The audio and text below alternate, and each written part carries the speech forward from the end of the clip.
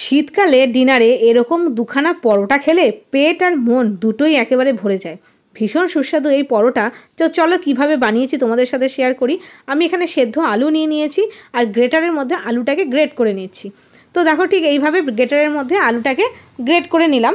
আর তার সাথে সাথে আমি নিয়ে নিয়েছি, দেখো আমার আলু এখানে গ্রেট করা হয়ে গেল। আর তার সাথে সাথে আমি নিয়ে নিচ্ছি খানিকটা বেশি করে আর কি ধনেপাতা।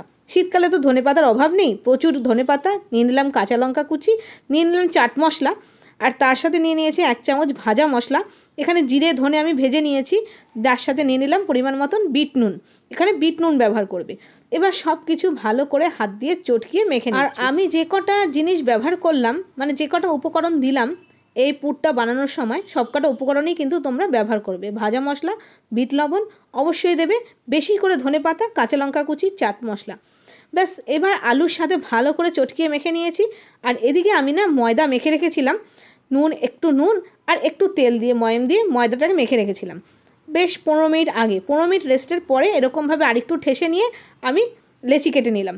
এবার আমি একটা লেচি নিয়ে এরকম বেলে নিলাম, প্রথমে একটা ছোট গোল রুটির মতন। এবার তার ভেতরে এই আলুর পুরটা আমি দিয়ে দিলাম, দিয়ে এরকমভাবে মুড়িয়ে দিচ্ছি। মুখটাকে ভালো করে মুখটাকে ঠেসে মুড়িয়ে চেপে, হাত দিয়ে চেপে দিতে হবে যাতে পুরটা বেরিয়ে না যায়। তারপরে হাত দিয়ে চেপে দিয়ে আবার আরেকটুখানি আটার গুঁড়ি বা ময়দার গুঁড়ি দিয়ে এবার হালকা হাতে পরোটাটা বেলে নিতে হবে। তো তোমরা বুঝতেই পারলে আলু ধনিয়া পরোটা, এটা খেতে ভীষণ ভালো হয় এরকম ধনেপাতা দিয়ে আলু দিয়ে। এবার ফ্রাই প্যানের মধ্যে হালকা করে ভেজে নিতে হবে, এপিট ওপিট করে সাদা তেল দিয়ে ভেজে নিতে হবে। এবার পরোটা ভাজতে তো তোমরা সকলেই জানো, তবে প্রত্যেক কটা পরোটা কিন্তু আমার কাছে সুন্দর করে ফুলে গেছিলো। দেখো কত সুন্দরভাবে ফুলেছে।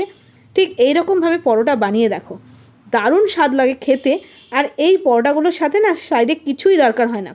আমি তো এই পরোটাগুলোকে আমি সার্ভ করলাম শুধুমাত্র টমেটোর সসের সাথে। ভীষণ সুস্বাদু হয় এই পরোটাগুলো খেতে। শীতকালে রাত্রিবেলা না ভাত খেতে ইচ্ছে করে না, তখন এরকম পরোটা বানিয়ে নাও, ভীষণ ভালো লাগে। দুটো পরোটা খেলেই পেট আর মন দুটোই ভরে যায়, আর কিছু লাগেই না। তো কেমন লাগলো জানিও এরকম সুস্বাদু আলু ধনিয়া পরোটা। অবশ্যই করে বাড়িতে একবার শীতকালে বানিয়ে খাও আর সবাইকে খাওয়াও। তো আজকে এই পর্যন্তই, দেখা হচ্ছে আরও নতুন নতুন রেসিপির সাথে। Bye bye.